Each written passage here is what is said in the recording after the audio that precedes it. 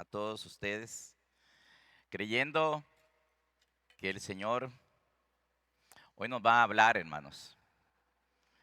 A eso es que venimos. Venimos para que Dios nos hable, para que Dios nos instruya, para recibir de Él una palabra, hermanos, que nos edifique. Vamos a orar, hermano. Levanta tus manos si quieres. Si no quieres, pues igual. Y oramos a Dios. Usted va a disponer tu corazón para que Dios le hable, hermano. Que no nos llenemos de un prejuicio que nos impida recibir la instrucción que viene del Señor.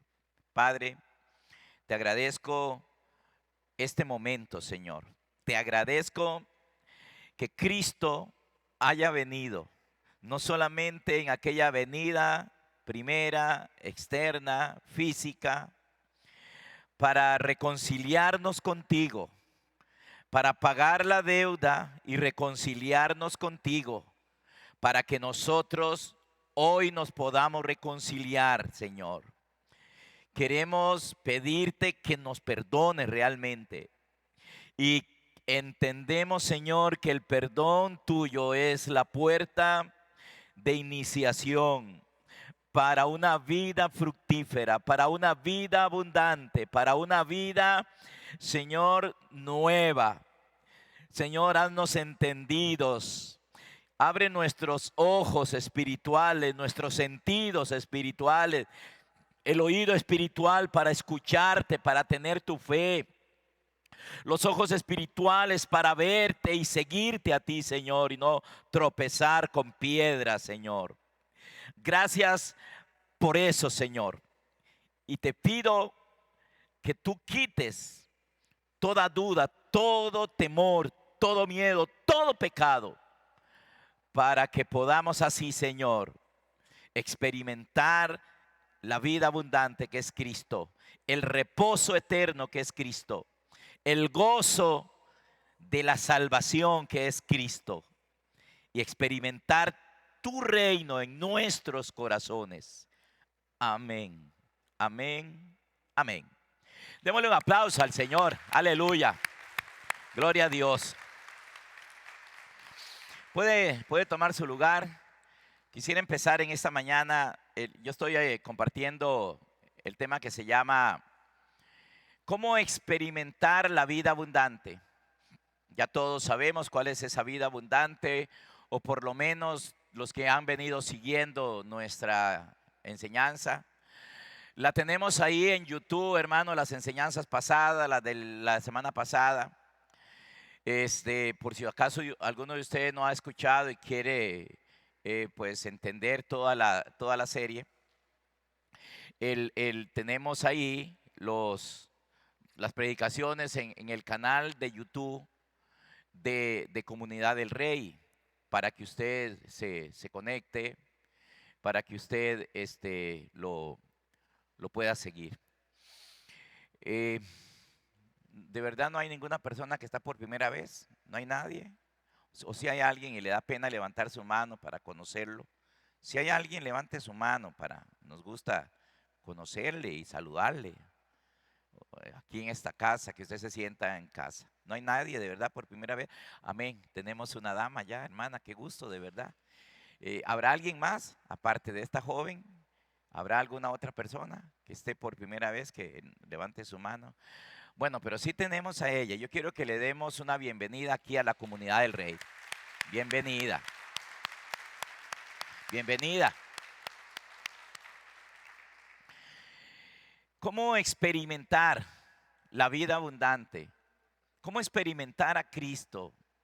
¿Cómo convertirnos nosotros, hermanos, en una fuente? Hoy, en la mañana que estaba orando, conmovió mi corazón el Señor, hermanos. La Biblia nos habla de pozos, ¿verdad? Y de cisternas. Y dice la Biblia, hermanos, que Isaac cavó un pozo y encontró agua viva en el pozo. Y todo el mundo, hermanos, llegaba a beber agua a ese pozo. Los sedientos llegaban al pozo a beber del agua viva que había en ese pozo. Hay pozos que no tienen agua. Hay pozos, hermanos, que están secos. No voy a hablar de eso, hermanos, pero sí debería conmover el corazón tuyo también, porque los pozos somos nosotros. Usted es el pozo, yo soy el pozo. Nosotros somos un pozo. Yo no sé cuánta agua viva habrá en ti, pero yo sí sé, hermanos, que todo pozo que tenga agua viva, tal vez aquí hayan jóvenes que no sepan esto de pozos, porque tenemos la cañería que llega a nuestra casa, un tubo que abrimos ahí en la pila, hermanos, y entonces no sabemos qué es un pozo de agua viva. Corre más agua subterráneamente que por encima de la tierra, hermanos. De hecho, la tierra fue fundada sobre las aguas, dice por ahí la escritura. Hay más agua debajo de la tierra que encima de la tierra. Y entonces, hermanos, hay ríos que corren debajo de la tierra. Y en esos países, hermanos, por allá, Israel y todo eso, muy secos, necesitaban cavar pozos.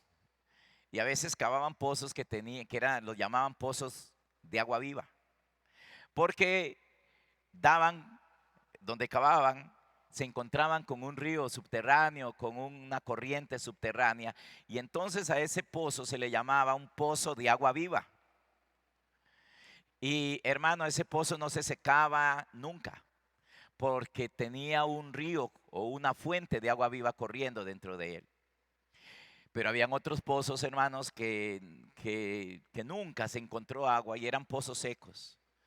A veces la gente llegaba a un pozo de esos y no había agua. Les decía y les digo, hermanos, que el pozo nos representa a nosotros, somos tipo de ese pozo. Y el río, el agua viva es Cristo. Y entonces, hermanos, cuando Cristo realmente vive en nosotros, entonces nosotros nos convertimos en un pozo de agua viva o en una fuente de agua viva que salta para vida eterna. Y yo creo que todos nosotros deberíamos, hermanos, anhelar y desear ser eso. Un pozo de agua viva o una fuente que salte para vida eterna. De hecho, muchas veces cavaban el pozo y saltaba la fuente de agua viva, hermanos. Y esa agua natural es un tipo, una sombra de Cristo. Y entonces, hermanos, tenemos un mundo sediento. Este mundo es un desierto, hermanos. Es un valle de huesos secos.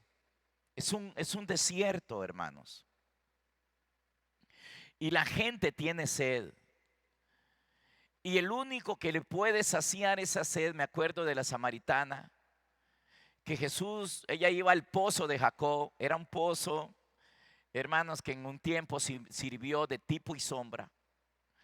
Pero ella tenía que ir a ese pozo y Jesús le dijo, todos los que beban agua de ese pozo, aunque ese pozo era un pozo de agua viva, dice, volverán a tener sed, pero el que beba del agua que yo le daré, nunca más volverán a tener sed.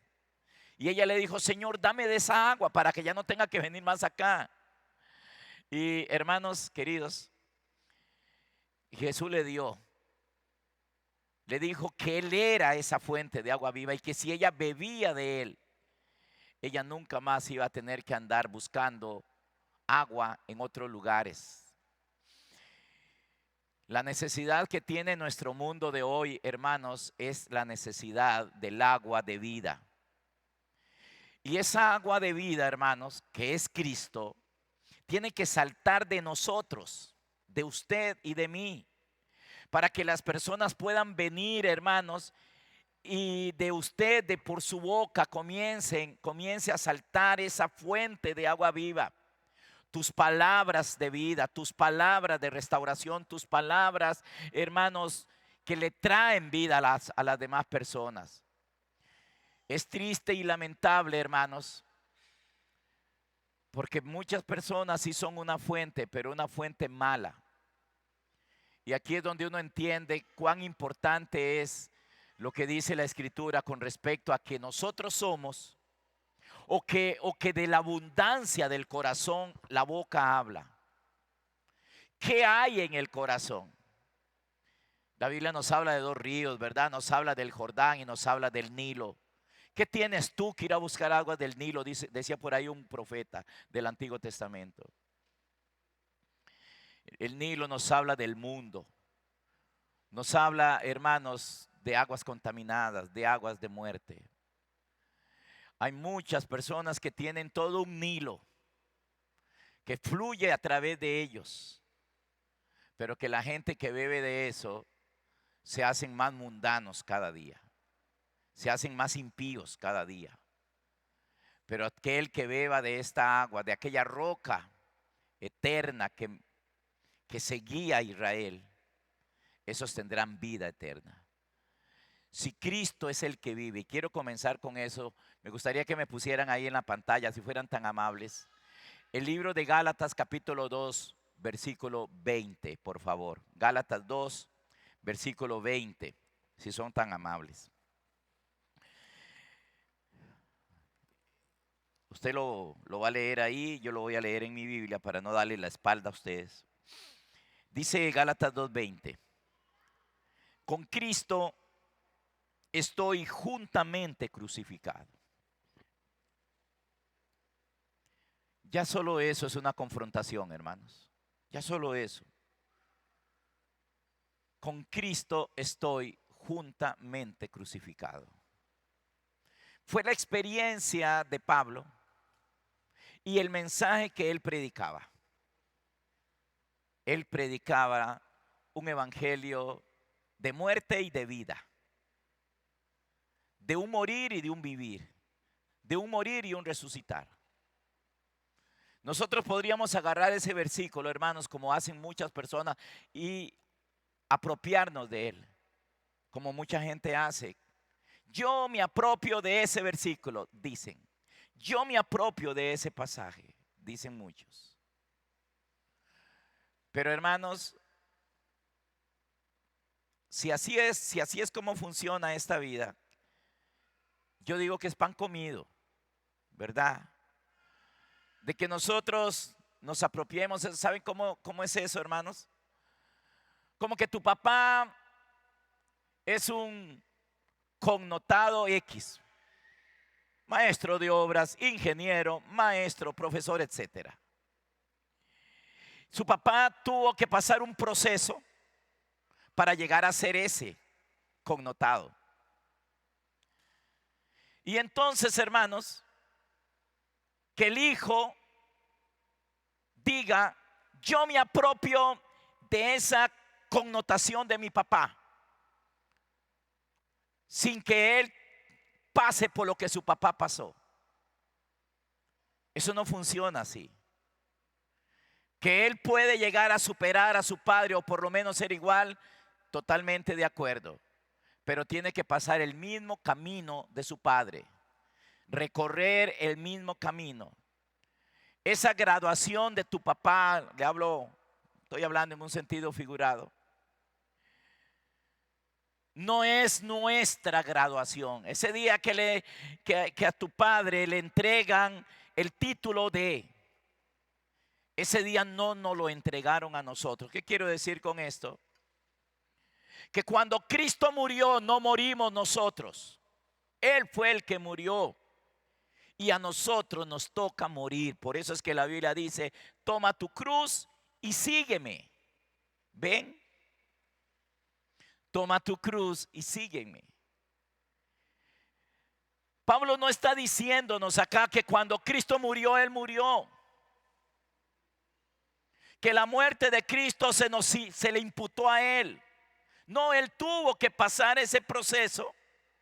Y entonces, como Cristo murió, Él también, pero no en la muerte de Cristo, sino subsiguientemente. Cristo es el camino. Cristo va de primero para que nosotros lo sigamos a Él. Y entonces, hermanos, luego dice, con Cristo estoy juntamente crucificado y ya no vivo yo. ¿Usted sabe quién es yo, hermano? ¿Sí sabe quién es yo? Ya no vive yo en usted. Yo tengo que responderme esta pregunta también, hermano. No crea que yo estoy aquí, hermano, para decirles a ustedes cosas y que no, Pablo tampoco estaba ahí diciéndoles a ellos que ellos eran los que tenían que morir. Él les dice, yo soy el primero. Yo estoy juntamente crucificado con Cristo y ya no vivo yo. Ya yo no vive más. ¿Saben quién es yo? La Biblia le da muchos nombres y tal vez eso ha confundido a la gente, porque el yo es el mismo pecado. Yo es la carne, yo es el viejo hombre, yo es la vieja naturaleza, yo es la cizaña. Y ahí podemos seguir, hermanos. No es que hay una cizaña, un viejo hombre, una carne, un pecado. No, es el mismo, hermanos. Así como no hay dos Cristos, ni tres Cristos, ni 20 Cristos, que algunos hablen de un Cristo falso, es otra cosa. Pero solo hay uno. Solo hay un Cristo, nada más, un Señor. Y entonces, hermanos, el día que usted se acepte que ese yo, hermanos, ha vivido en usted. Yo no sé si alguna vez a ustedes les ha tocado ver esto en la vida real. Una casa abandonada, muy fea, sucia, pero hermanos, de repente esa misma casa se ve limpia, arreglada, linda, hermosa. Y uno dice, ¿qué fue lo que pasó? Sencillo. El que vivía ahí ya no vive. Llegó una persona nueva a vivir. El que vivía ahí antes era, me perdonan la palabra, era un cochino. Era un desasiado. Era alguien que le gustaba vivir en basura, que le gustaba ese tipo de vida. Pero ahora llegó alguien diferente y todo mundo tiene que ver con aquello y decir, ¿qué es lo que pasa? ¿Qué pasó?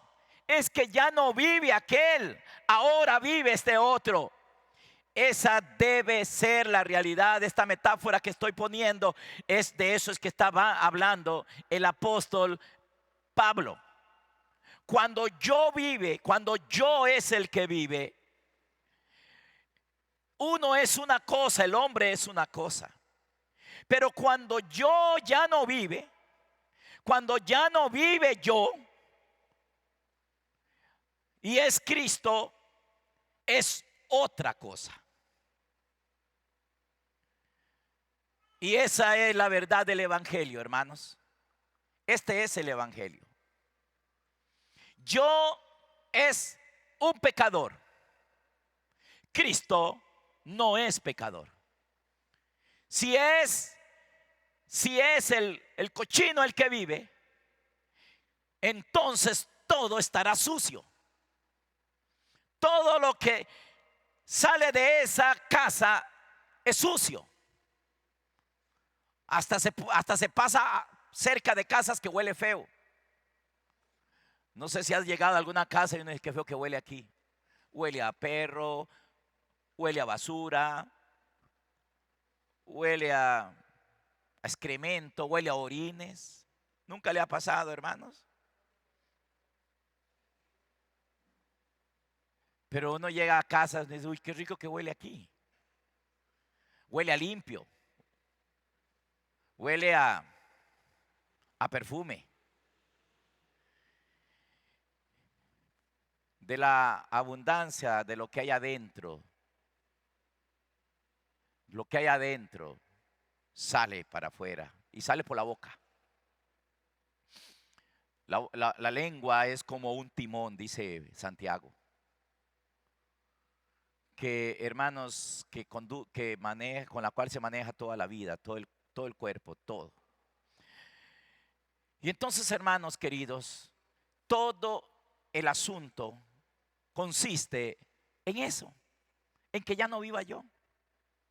En eso es que consiste, hermanos, esto. En que ya no viva yo. Las iras, el enojo. Y aquí es donde uno, hermanos, solamente cuando la luz, que es Cristo, viene, se da uno cuenta cuánto de yo todavía queda. Este yo, hermanos, ha hecho tanto daño. Este yo ha destruido, hermanos, tanto. Porque este yo también es ese mismo que vino a robar, matar y destruir. Ven, hermanos, ¿lo pueden ver? Pueden ver que la realidad de Dios puede habitar en nosotros. Y si la realidad de Dios, que es Cristo, puede habitar en nosotros, entonces la realidad del otro, que le llamamos también Satanás, puede habitar en el hombre. Muchos no quieren aceptar eso. Muchos, hermanos, no quieren creer en eso. Prefieren creer que es allá, por allá, no sé ni a dónde, hermanos, es que Él está. Porque Él viene a morar en nosotros. Porque el hombre fue construido, edificado, hecho para convertirse en la morada de Dios. Usted fue creado para ser morada de Dios, pero un día vino yo a morar en nosotros. Y ese hombre o esa mujer donde sigue viviendo yo, es como la casa que le decía: mal olor, maloliente, sucia, fea. Es necesario que llegue Cristo para que lo limpie todo y para que su fragancia, que es amor, comience a salir de ahí. Y este es el evangelio, hermanos. Sencillo, claro, de hablarlo. Ya no podemos ir para la casa.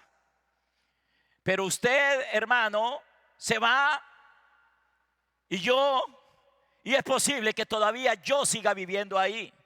Ese yo es el que se emborracha, el que se droga. Ese yo es el que le pega a la esposa o el que le da la vuelta al marido o a la mujer. Ese yo, hermano, es el mentiroso, el ladrón. Ese yo es el asesino. Ese yo es el envidioso, el codicioso. En otras palabras, resumiéndolo todo, yo es el pecador o el pecado.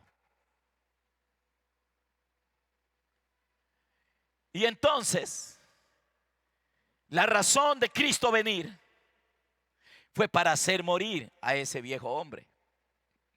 Y entonces Cristo nos invita, nos llama y nos dice: toma tu cruz y sígueme. Para que la misma muerte que Él muere, porque Él está muriendo para hacer morir el pecado que había venido a Él. Porque la Biblia dice que Cristo venció el pecado en su propio cuerpo. Para que eso mismo, hermanos, también nos suceda a nosotros. Y entonces tiene que haber como una resurrección también en nosotros. Pablo dijo: ya no vivo yo. Pablo no estaba hablando desde el cielo cuando estaba hablando acá. Pablo no se había muerto. Pablo estaba hablando en vida. Pablo era como aquel Adán antes de su caída, como Adán antes de pecar. Ya aquí, hermano, cuando Pablo dice eso, ya el pecado, hermano, ya no lo gobernaba. Ahora el que lo gobernaba, el que lo llenaba, era Cristo. De su interior corrían ríos de agua viva. De su interior fluía una fuente para salvación. Y eso es, hermanos queridos, creo yo, lo más maravilloso. Que cada uno de nosotros, mis queridos hermanos, tengamos esa fuente saltando, tengamos esa vida fluyendo, esa vida que estoy hablándoles, esa vida abundante, para que otros también la comiencen a experimentar y la comiencen, hermanos, a disfrutar. Que vengan a escuchar de tu boca las maravillas de Dios. Y que ellos, hermanos, se entusiasmen y que también lo reconozcan y que también comiencen el proceso de muerte de ese yo.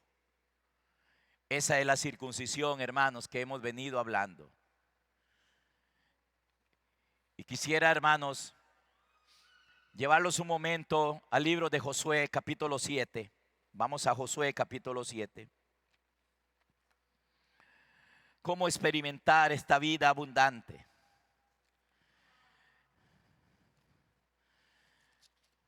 Yo creo que todos nosotros necesitamos que nos entusiasmen, digo yo, como Jesús de Nazaret entusiasmó a la samaritana, ¿se acuerdan?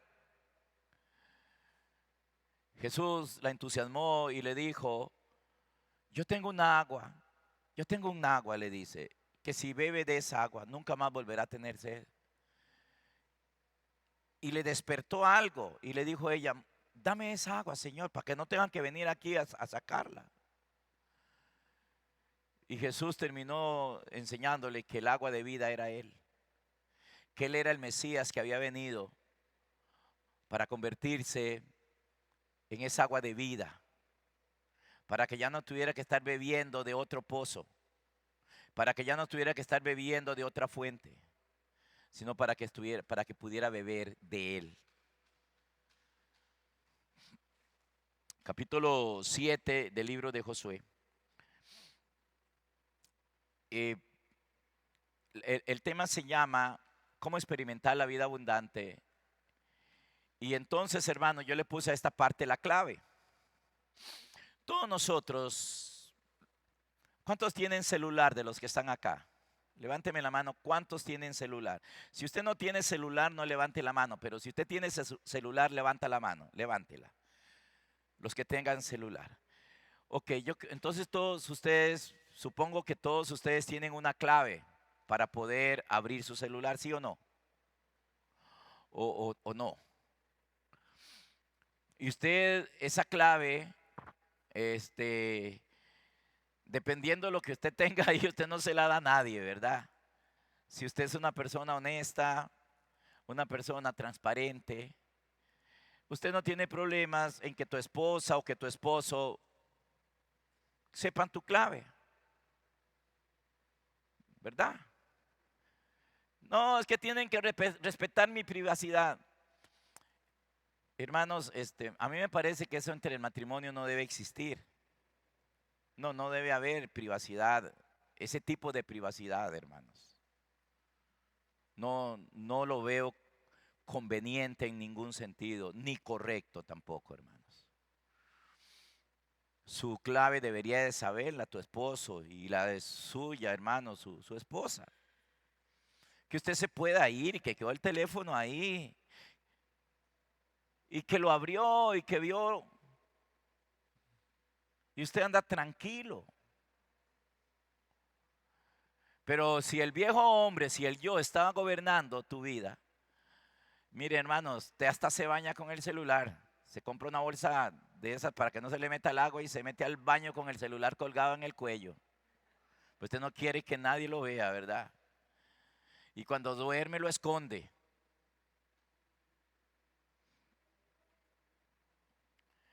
Bueno, la idea es que todos sabemos que es una clave entonces.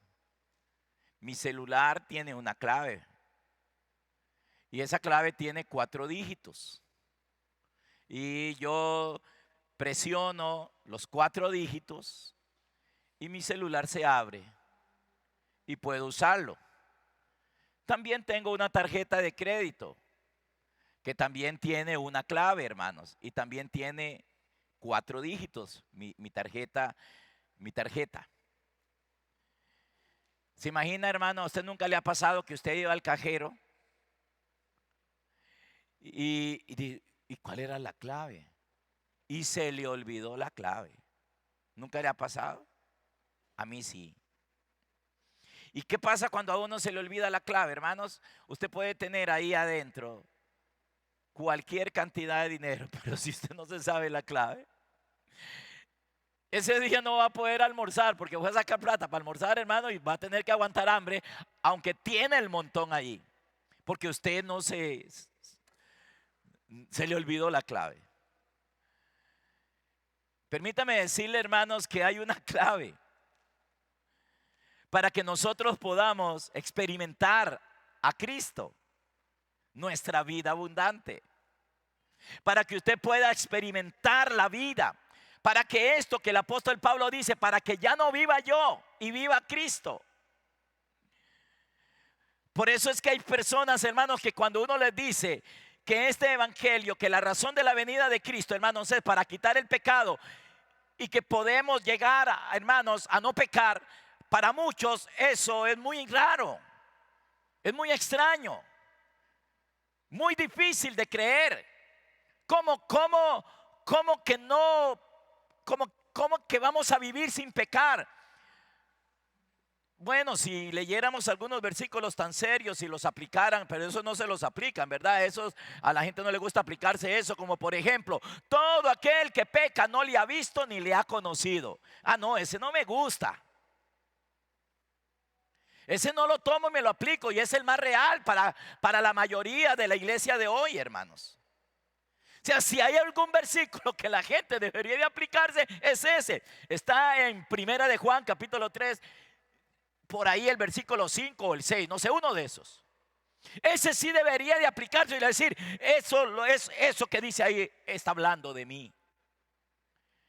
Pero más adelante en ese mismo capítulo 3, versículo 9, dice que cuando la simiente de Dios permanece en nosotros, no se puede pecar, porque la simiente de Dios permanece en mí. Es lo mismo que dice Pablo. Hermanos, pregunto, si ya no vivo yo y el que vive es Cristo, ¿se puede pecar? ¿Peca Cristo, hermano? Usted sabe que no. Ese vivir, lo que me está diciendo a mí es que Él está reinando en nosotros, que Él es el que gobierna todo dentro de nosotros. Dios mío, tenemos que aprender a ver a Cristo en nosotros, hermanos. Tenemos que creer en Él, en nosotros. Yo no estoy diciendo si va a venir o no va a venir en algún futuro. Ya hace 2000 años, hermanos, las generaciones van y vienen y van, hermanos, esperando eso. Y es posible que muchos de ustedes o yo me muera y todavía no lo experimentemos. Pero sí hay una realidad, hermanos, que nosotros debemos experimentar hoy, y es Cristo en nosotros como la esperanza de gloria. Realmente la única esperanza. No hay más esperanza de gloria que Cristo en nosotros. No es Cristo fuera de ti la esperanza de gloria, es Cristo en ti la esperanza de gloria. Se lo parafraseo: es Cristo en usted la única esperanza de que usted sea hecho nueva criatura. Que las cosas viejas realmente pasen y que realmente todo se ha hecho nuevo. Y entonces, hermanos, cuando nosotros entendemos esta clave, entonces usted, hermano, la va a usar siempre para experimentar la riqueza de Cristo. Cuando yo estoy hablando de la riqueza de Cristo, yo no estoy hablando, hermanos, que Cristo tiene un garaje, una cochera con toda clase de carros. Entonces yo voy a experimentar todos los carros de Cristo. Las riquezas de Cristo son infinitamente superiores a estas cosas materiales, terrenales.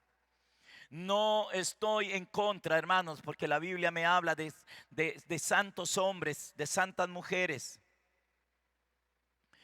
que tenían dinero, pero que el dinero para ellos era secundario. Pero ese no es el evangelio, predicarle a la gente para que se hagan ricos. Ese no es el evangelio del reino de Dios. El evangelio del reino nos habla del reino. O sea, nos habla de Cristo. Nos habla de riquezas superiores. Nos habla de abundancia diferente. O sea, nos habla de Cristo. El evangelio es de Cristo. El evangelio es Cristo. y Cristo es suficiente. Y entonces, hermanos, los dígitos de esta clave para experimentar eso que dijo Pablo, el ya no vivo yo, porque eso es, hermanos, esa es la vida abundante. Es que Cristo sea el que viva en usted y en mí. Que ya no sea yo, que ya no sea el pecado en nosotros. Yo lo veo, hermanos, hace un tiempo no lo veía tan fácil, hoy sí lo veo tan fácil y sencillo. Hermano, lo que no es fácil y sencillo es rendirse. Lo que no es fácil y sencillo, hermanos, es someternos. Pero en la medida en que nosotros no nos expongamos a enseñanzas exteriores que vengan de afuera, equivocadas y erradas, que nos hagan creer en cosas que no tengo que creer, hermano, va a ser sencillo. Si usted siempre está escuchando que Cristo vino a deshacer las obras del diablo que están en usted, que Cristo vino a matar el yo que estaba en usted, hermano, y siempre escuchas eso, y usted sabe que la muerte de ese yo va a significar o va a implicar la vida de Cristo en ti, yo creo que usted se va a someter. Y entonces, ¿saben qué, hermano? Tendremos una iglesia santa, sin mancha y sin arrugas, una juventud, hermano, que seguirá la predicación del evangelio correcto. Pero esa no es, hermano, la realidad que tenemos hoy en el mundo. Y entonces, la semana pasada, hermanos, hablamos de la primera clave, que no hemos terminado. Yo quiero hablar mucho de esa, de hecho, de esa es que más hay que hablar. El apóstol, Josué, que si tú lo ves como un tipo y una sombra de Cristo, a usted se le van a aclarar muchas cosas. Si usted comienza a ver a Josué como lo que realmente tenemos que verlo. Lo que pasa es que muchas personas, hermanos, se comparan con él, en vez de entender que él es el tipo y la sombra de Cristo. Y que lo que se le dijo a Josué es lo mismo que se le dijo a Jesús. Y lo que Josué hizo con el pueblo y les enseñó y les mandó, es lo mismo que el Señor Jesucristo nos manda, nos enseña a nosotros. Entonces vamos a comenzar a entender. Si vemos que la tierra prometida, que aquella tierra prometida que le hemos llamado la tierra de Canaán, la tierra prometida, la herencia, esa tierra también nos está hablando de Cristo. Que esa tierra también es un tipo y una sombra de Cristo. Y que había que heredarlo, pero cuando hablamos de heredar, hermanos, tal vez nos confundimos. Y si yo todavía les hablara que esa tierra hay que ganarla, todavía nos confundimos más. Porque decimos, no, esto es por gracia. Porque todavía no hemos entendido la gracia. Pensamos que la gracia, hermano, es algo que nos dieron a nosotros, y no entendemos que la gracia es el mismo Cristo Jesús. Y que hay que ganarlo a Él. ¿Cómo, apóstol? ¿Hay que ganar a Cristo? Sí, hermano, si usted hubiera tenido al apóstol Pablo como pastor, ¿sabe qué? Pablo le hubiera dicho, ¿saben una cosa? Yo lo he perdido todo y lo tengo por basura para ganarlo a Él. Y entonces cuando la gente oyó eso, ellos dijeron, yo también quiero ganarlo a Él. De eso trata el evangelio, de que usted diga, yo quiero ganarlo a Él. ¿Qué quiere usted ganar, hermano? ¿Qué quiere usted ganar? ¿Quieres ganar el mundo? ¿Quiere ganarse toda la plata, hermano, que no le quepa, que usted tenga, hermano, cuentas bancarias por todos los continentes de la tierra? ¿Es eso lo que quiere? El que gana el mundo perderá su alma. El que gana a Cristo ganó la vida, ganó la eternidad, ganó la vida abundante, lo ganó todo. Diga, Cristo es el todo. Diga, el que tiene a Cristo lo tiene todo. Diga, Cristo es suficiente. ¿Para cuántos, hermanos? ¿Cuántos pueden creer más bien que Cristo es suficiente? Y si no lo crees, comience a creerlo. Cristo es suficiente, hermanos. El que tiene a Cristo tiene la vida. Dígale al que está a su lado, el que tiene a Cristo. Ay, apóstol, pero yo lo tengo. No, no, no, no, no. Él vino a usted. Yo no dudo de que usted lo recibió. Y si no, alguien no lo ha recibido, señorita, usted que está por primera vez, no sé si ya lo recibió. Si no lo recibió, ábrele el corazón a Cristo hoy, recíbalo. Y si aquí hay alguien más que no lo ha recibido, recíbalo. Abra su corazón. Reconózcalo como Señor. Pero ese es el principio. Una cosa es que Él haya venido a nuestro corazón. Otra cosa es que Él esté reinando en nuestro corazón. Otra cosa es que Él gobierna, que realmente Él es el que vive.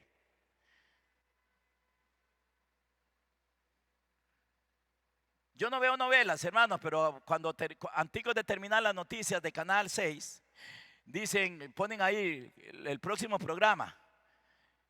Y el próximo programa, después de las noticias de las 12, el siguiente programa, después de que termina la noticia, el siguiente programa, ¿saben cómo se llama, hermanos? Creo que se llama Doña María y sus dos maridos, algo así. ¿A usted le gustaría ser el segundo de Doña María?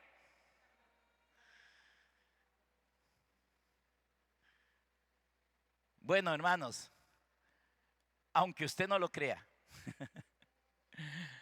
algunos quieren tener a Cristo y también quieren tener al mundo.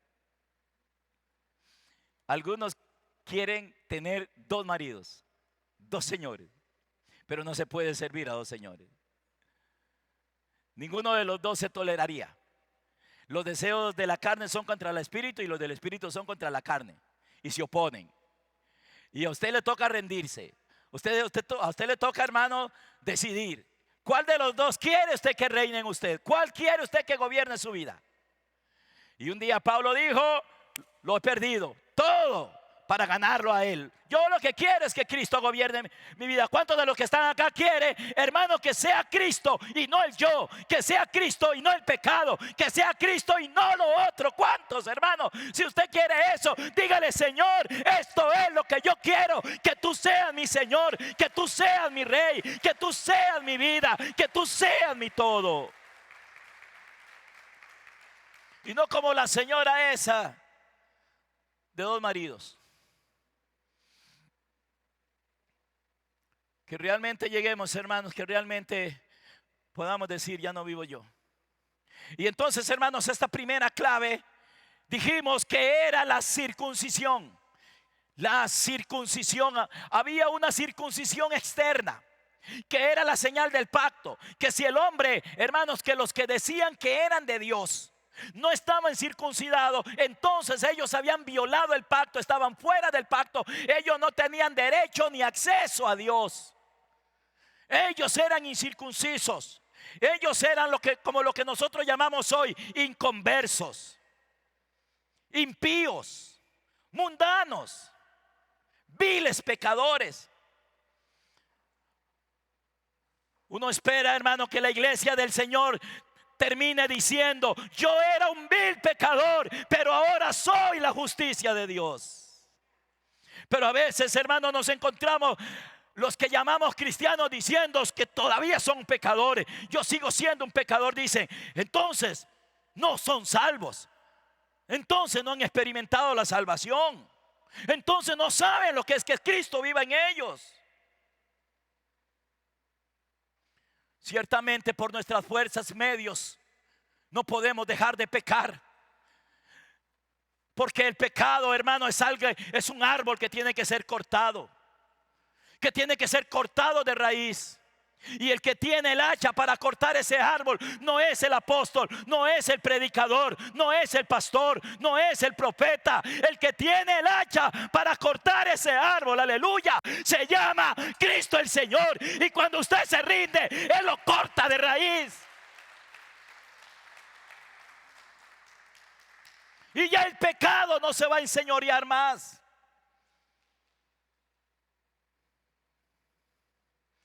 Y de eso es que trata la circuncisión, y esa es la primera clave, hermanos, para que usted experimente la vida abundante que es Cristo. Porque repito, una cosa es que nosotros hayamos recibido al Señor. Yo creo que todos los que estamos acá, hermanos, en algún momento nos hemos tenido que quejar, o por lo menos murmurar o hablar, no sé, hermanos, o verle la paja al ojo de aquel otro. Que uno dice, no, hombre, para ser como ese. Creo que fue el pastor Alex el que me contó, no sé, alguien me contó de que iba haciendo fila. Y la que iba adelante, una señora iba adelante, hablando y diciendo, no, hombre, cuando yo necesito hacer un trabajo. La señora que iba adelante era creyente. Bueno, ella decía que era creyente. Y entonces ella iba contándole a otra, no, hombre, cuando yo voy a contratar a alguien para que me haga un trabajo, dice, yo no contrato a los evangélicos, dice, yo no contrato a esos, porque esos, dice, son muy malos. Yo siempre contrato a alguien que no sea evangélico. Qué feo, ¿verdad, hermanos? Qué feo. Qué feo eso. Pero no tendrá la razón esa señora. ¿Qué piensan ustedes? No tendrá razón ella.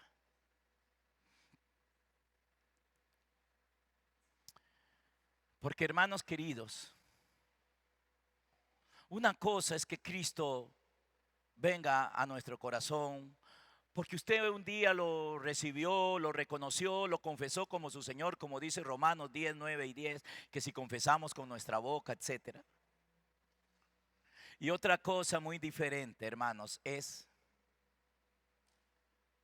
que Él sea el que viva, que Él reine, que ya no viva más yo. Qué difícil, hermanos, llegar a ese punto, porque el evangelio que se predica hoy, en el evangelio que hoy se predica, sacaron la cruz del camino. Ya no se predica la cruz. Ya no se predica de la muerte. Ya no se habla de la circuncisión del corazón.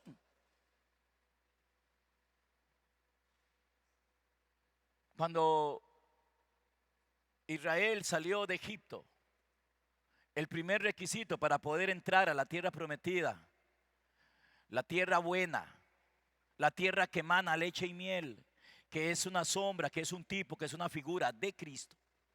Si ellos querían heredar esa tierra y vivir de esa tierra externa, pero que nos hablaba de la tierra espiritual que es Cristo. El primer requisito que ellos tenían que cumplir, o el primer dígito para poder entrar ahí de la clave, era que se tenían que circuncidar. Y entonces usted lo ve eso, hermanos, en el capítulo 5 de Josué. No lo vamos a ver. Léalo en la casa, el capítulo 5 del libro de Josué. Que Dios le dijo a Josué, que era tipo de Cristo. Le dijo: Josué, hágase cuchillos afilados, bien afilados, y circuncide al pueblo. Porque ellos no pueden entrar y heredar mientras no sean circuncidados. ¿Saben de qué nos habla la circuncisión a nosotros, hermanos? Nos habla de la muerte al yo. Es la muerte del yo. Hoy, hermanos, hoy se predica un evangelio, hermanos, más bien como de resucitar al yo, como de empoderar al yo. Y entonces hablan de formarle el carácter. ¿A quién le van a formar el carácter? Es que tenemos que formarle el carácter a fulano. Es que ese no tiene carácter. Por supuesto, hermanos, no tiene carácter el yo. A Cristo no hay que formarle carácter. Si Cristo es el que está creciendo, a Él no se le forma carácter. Si ya no vivo yo, a yo sí, hermanos, sí hay que formarle el carácter. A ese yo, hermano, lo educan, a ese yo lo empoderan. Eso es lo que están haciendo un montón de predicadores que no, hermanos, que sacaron la cruz del evangelio, que sacaron la muerte del evangelio, que sacaron la circuncisión del evangelio. Entonces están empoderando al yo, tratando de mejorar al yo, practicándole sanidades al yo. No hablo de la sanidad física tiene que ver con el cuerpo. Hablo de otra sanidad que todos ustedes saben de cuál es. Están tratando de sanar a ese. Están tratando de restaurar al yo. El Señor lo quiere matar. El Señor lo quiere destruir. El Señor lo quiere, hermanos, crucificar. Y entonces hay otro como defendiéndolo. A él hay que cuidarlo. No, no, no. Ya usted está bien. Ya usted ya llegó. Y entonces no entendemos, hermanos, el evangelio. Tiene que morir el yo. Y esa es la circuncisión. Si el hombre no es, si aquella gente que iban con Josué no eran circuncidados, ellos no podían accesar a la tierra y comenzar a vivir de aquella tierra, que la Biblia le llama tierra buena, tierra que emana leche y miel. Hoy, hermanos, usted y yo no vamos detrás de una tierra prometida, de una tierra física. En muchas partes hay tierras muy fértiles, pero son tierras, hermanos. No es detrás de esas tierras que tenemos que ir. Nuestra tierra prometida, que emana leche y miel, se llama Cristo. Esa es la que usted tiene que ganar. Esa es la que yo tengo que ganar. Y si no nos gusta usar la palabra ganar, esa es la que tenemos que heredar. Pero no todos los herederos heredan. Porque una cosa es que uno sea heredero y otra cosa es heredar. Como ya os he dicho antes, le dijo Pablo a los Gálatas, que los que practican tales cosas no heredarán. ¿Ven? No heredarán el reino de Dios. También el reino es Cristo. Él es nuestro rey y Él es nuestro reino. De lo que se trata el evangelio es de ganar a Cristo, de heredar a Cristo, de ganar a Cristo, de morar en Cristo, de entrar a Cristo, de que Cristo sea nuestra morada, de que Cristo sea nuestra vida y nuestro vivir. Y entonces, hermanos, ahora sí vamos al capítulo 7 de Josué, versículo 1. Dice así: ya había pasado, hermanos, ya habían sido circuncidados. A veces la forma en que digamos las cosas, hermanos, pueden causar un problema. Realmente ellos no se circuncidaron. A ellos los circuncidaron. Dígale que está a su lado. Dígale, usted no se puede circuncidar. A usted lo tienen que circuncidar. Dígale a su hermano, usted no puede morir por sí mismo. Cristo tiene que hacer morir al viejo hombre. Es que tenemos que morir. Sí, como verdad general. Pero ¿cómo se llega a esa muerte? Solamente la puede llevar a cabo Cristo. Solo Cristo puede hacer morir al viejo hombre. Por eso la Biblia dice, si por el Espíritu hacéis morir, ¿ven? Si el Espíritu, que es el mismo Señor en nosotros, no hace morir la carne, hermano, nunca viviremos. Si por el Espíritu hacéis morir la carne, ciertamente vivirás o ciertamente experimentarás la vida a Cristo, reinando. No nos pasa ni por aquí, hermano, la magnitud de lo que es Cristo viviendo y no yo. Estamos hablando de la vida celestial, de la vida divina, de la vida eterna, de la vida indestructible, de la vida abundante, viviendo. No yo. Y entonces, hermanos, ya habían sido circuncidados. Ya ellos, hermanos, habían aprendido el primer dígito de la clave, o sea, la circuncisión, la muerte. Si no hay muerte, no hay resurrección, hermanos. Si no hay muerte, no hay resurrección. El que resucitó fue Cristo. El que tiene que morir es yo. El que resucitó es Cristo. El que tiene que morir es yo. Si no hay muerte del yo, no hay resurrección de Cristo. No vive Cristo en nosotros. Usted no va a experimentar la resurrección al resucitado, porque Cristo es la resurrección y la vida. O sea que la resurrección no es un evento, no es un acontecimiento. La resurrección es alguien. La resurrección es Cristo. Yo soy la resurrección y la vida, dijo Cristo. No puedo experimentar a Cristo si no muere el yo. Si no hay muerte, no hay resurrección. Yo tiene que morir, Cristo tiene que vivir. Y si sigue yo viviendo, va a pasar algo como esto que vamos a leer aquí. Verso 7 dice: pero los hijos de Israel cometieron una prevaricación en cuanto al anatema, porque Acán, hijo de Carmi, hijo de Sabdi, hijo de Sera, de la tribu de Judá, tomó del anatema, y la ira de Jehová se encendió contra los hijos de Israel. Ok. No podemos tomar esto, hermanos, para decir que por causa de una persona viene un juicio a los inocentes. Cada quien morirá por su pecado, dice el libro de Ezequiel. Cada quien es responsable en este nuevo pacto delante de Dios. Pero dice, hermanos, acá que los hijos de Israel habían cometido una prevaricación, y realmente el que lo había cometido era Acán. Prevaricar, hermano, es ir en contra de lo establecido por Dios. Y entonces, hermanos, esa nación, esa gente, entraron e iban, hermanos, a destruir la primera ciudad para tomar posesión de la tierra. ¿Y qué creen que pasó, hermanos?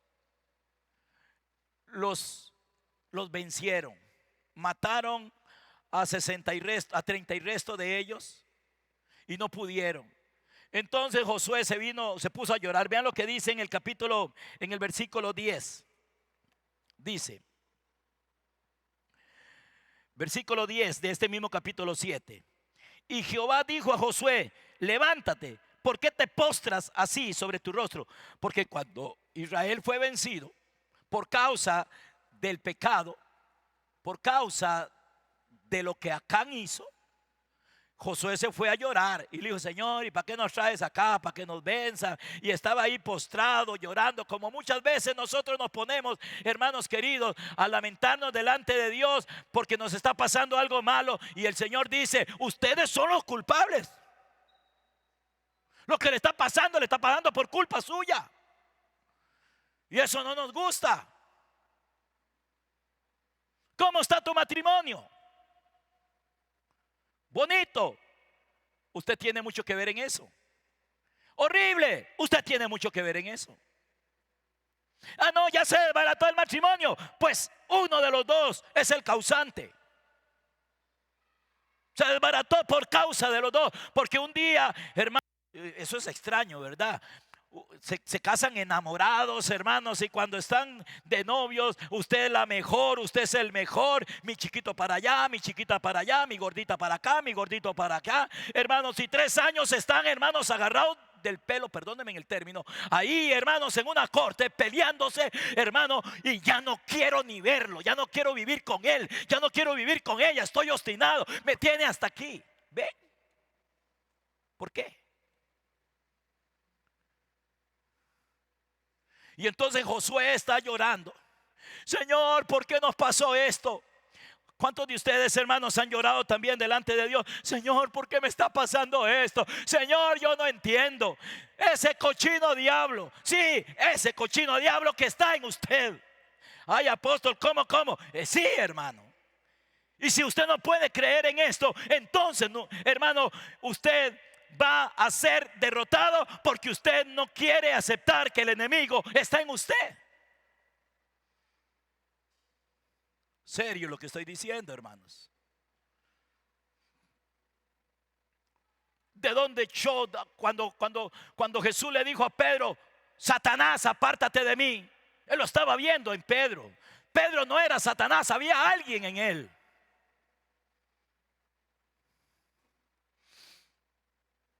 Y entonces, hermano, versículo 10 dice: y Jehová dijo a José: levántate, ¿por qué te postras así sobre tu rostro?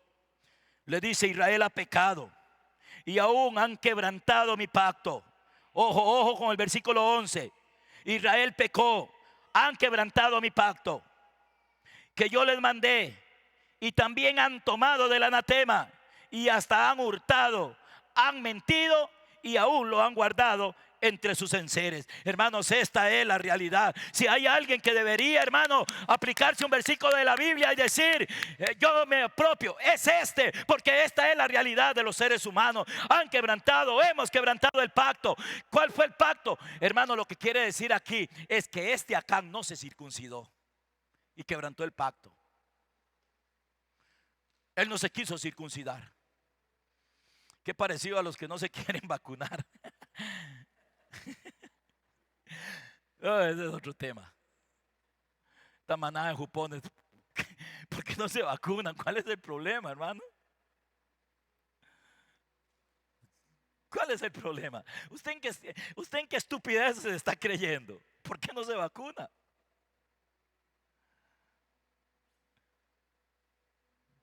Pero es otro tema. Este no se quiso circuncidar y quebrantó. Entonces dice el Señor: han quebrantado mi pacto. Este no tiene la primera clave. Este no entendió que había que morir al yo. ¿Saben, hermanos, cuál fue el pecado de este Acán? ¿Saben cuál fue? Él más adelante lo dice. Dice: miré y codicié. Yo les decía anoche, hermanos, tenemos predicadores que le han despertado la codicia a la gente. Esos que predican el evangelio de la prosperidad, lo que le han hecho despertarle la codicia a las personas. Y entonces la gente está deseando todas las cosas de este mundo. Desean el carro que aquel maneja, desean la casa de aquel, hasta la esposa, hasta la muchacha bonita. Ya él tiene la de él, pero él desea a la muchacha bonita vecina del barrio. ¿Ven?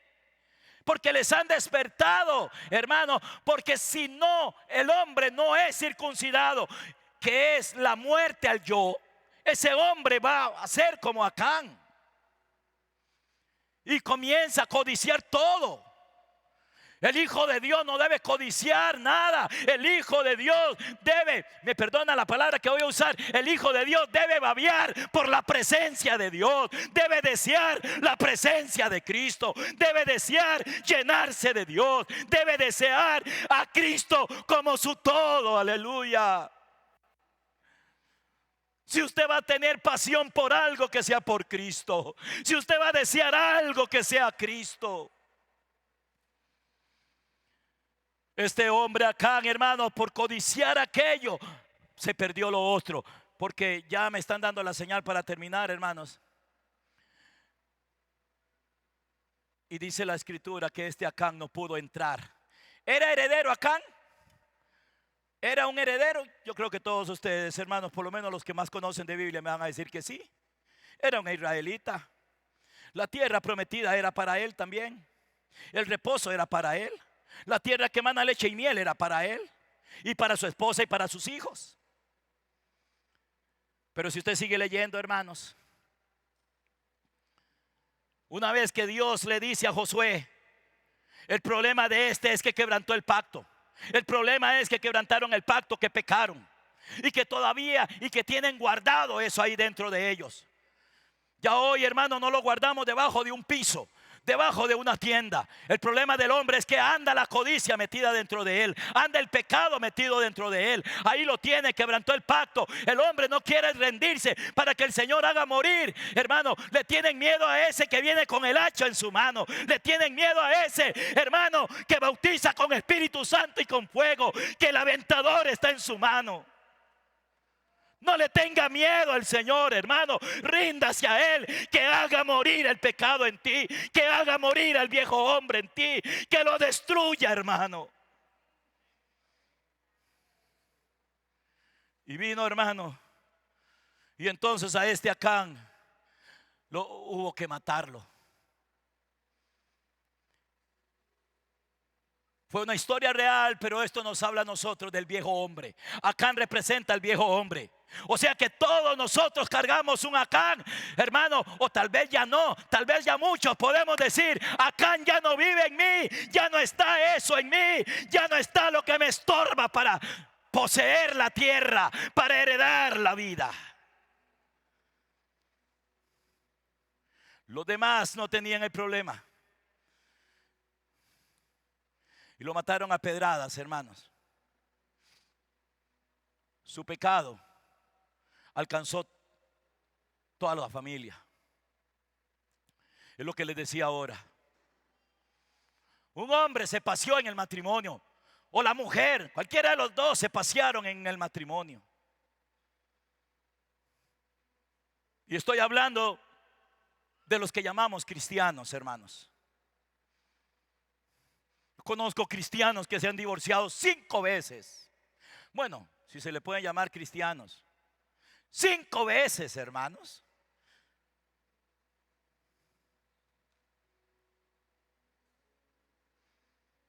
Porque ellos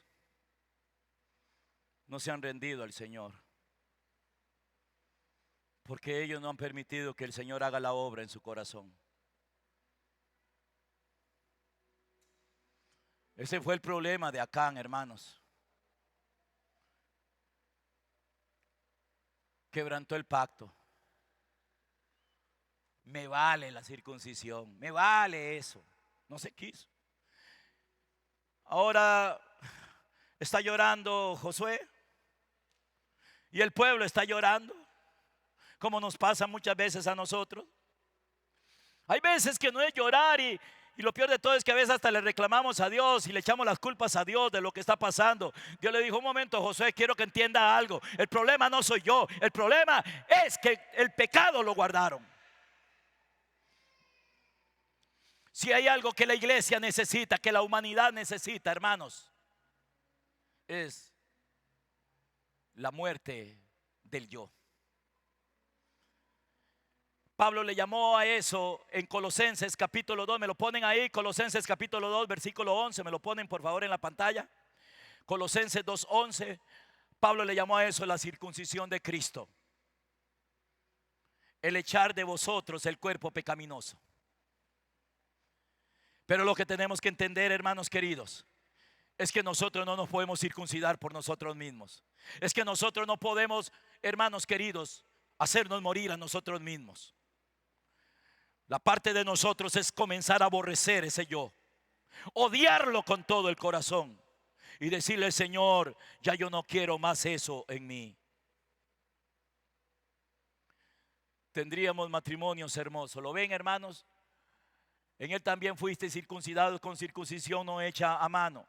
El problema es que hay algunos hermanos que agarran eso y se lo aplican sin que haya sido la experiencia de ellos. Por favor, iglesia, no vean la Biblia de esa manera. La Biblia no es una pomada, no es un ungüento para que yo me lo aplique.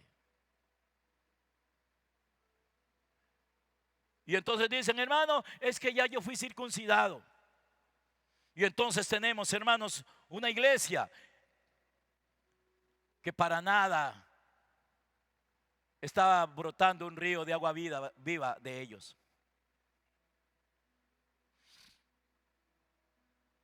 Tenemos una iglesia que deshonra al Señor. Tenemos una iglesia carnal. Porque yo sigue viviendo y no Cristo. Ese fue el problema de Acán. Que él, hermano, quiso heredar pasando por alto el pacto de Dios. La señal del pacto. Ellos tenían que estar marcados. Trate, hermanos, trate de accesar a tu cuenta, hermano, cuando va al cajero usando otro número. Y verá que no se puede. Eso fue lo que hizo Acán. Él quiso entrar a la tierra. Él quiso, hermanos, quiso aquello que no tenía que codiciarlo. Lo quiso aquello y también quería aquello. ¿Para qué estos si aquella tierra era una tierra de abundancia? Lo que quiero decirle, hermano, es: ¿para qué vas a codiciar las cosas del mundo? ¿Por qué corres detrás de eso? ¿Por qué sacrificas tu fe en Cristo, tu relación con Él, por ir detrás de las cosas del mundo? Porque mejor, hermanos, no nos sometemos a esta circuncisión que echen el cuerpo pecaminoso de nosotros. Es otra manera de llamarle al yo. En Gálatas, Pablo dice yo. Aquí le llama el cuerpo pecaminoso. Así le llama, ¿verdad? Echar de vosotros el cuerpo pecaminoso. Así como en la circuncisión externa la llevaron a cabo en un collado que se llamaba el collado de Aralot. Un collado es como un cerrito. Y ahí comenzaban a rodar los prepucios. Rodaba Ahora no es el prepucio externo el que va a rodar. Ahora el que tiene que rodar es el cuerpo pecaminoso, el yo. Ese que usted tiene.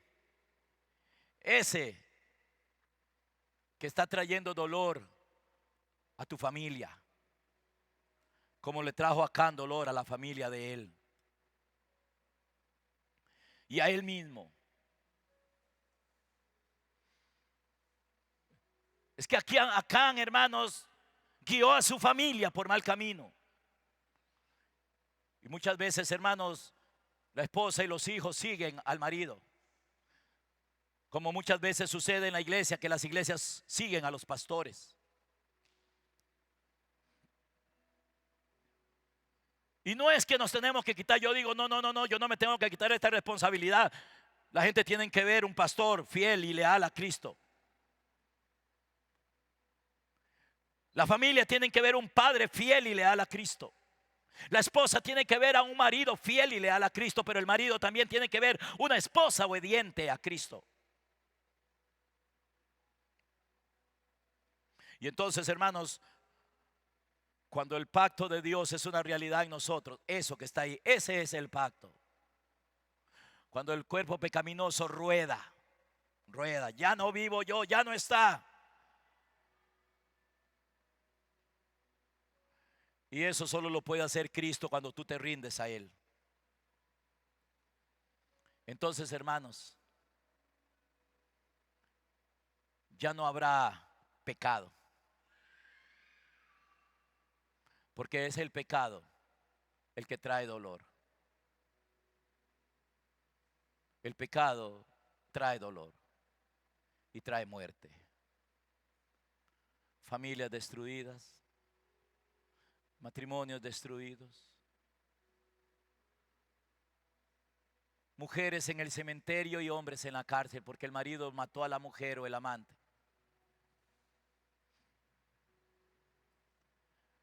Madres llorando la muerte de su hijo que asesinó a otro. Una llora a su hijo en la cárcel, la otra llora a su hijo en el cementerio por el pecado. No solo la madre, el papá, porque también nosotros amamos a nuestros hijos y nos duele lo que a nuestros hijos les sucede.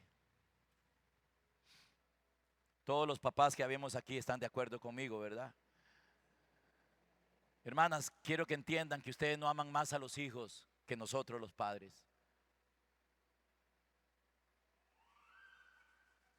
Lo que pasa es que somos un poco diferentes, pero los papás también amamos a nuestros hijos.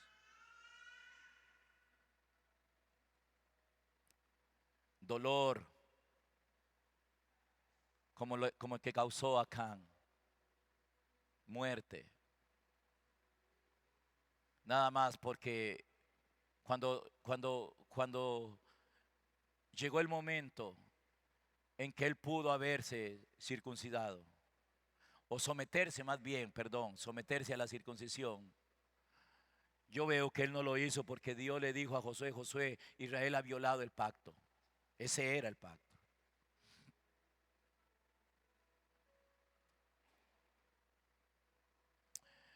Hermanos, El evangelio es el mismo para todos. Lo que yo necesito, lo que debe pasar en mí debe pasarle a usted, y lo que le debe pasar a usted me debe pasar a mí. Ni yo tengo más que usted, ni menos que usted. Ni usted tiene más que yo, ni menos que yo. Hay un yo en todos que tiene que morir.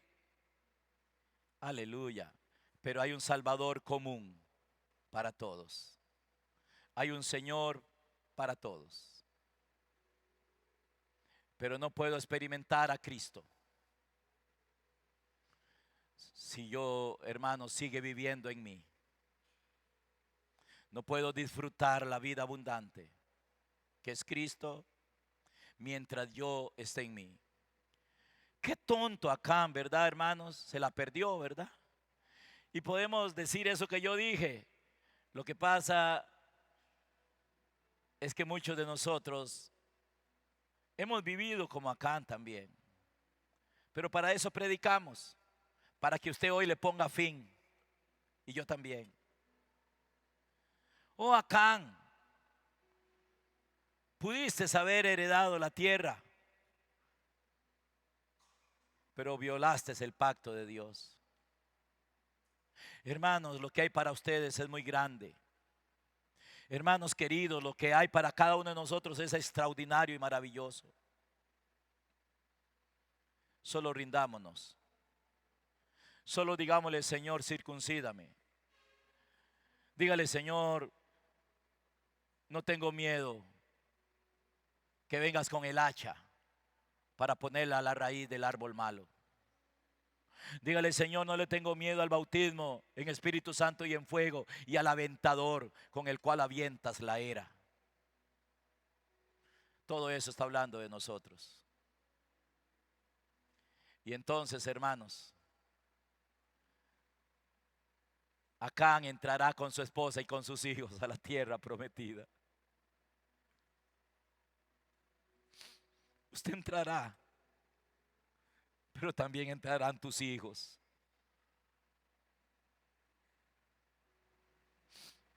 También entrará tu casa.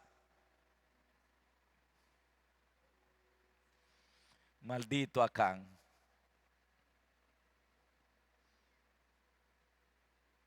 Maldito pecado.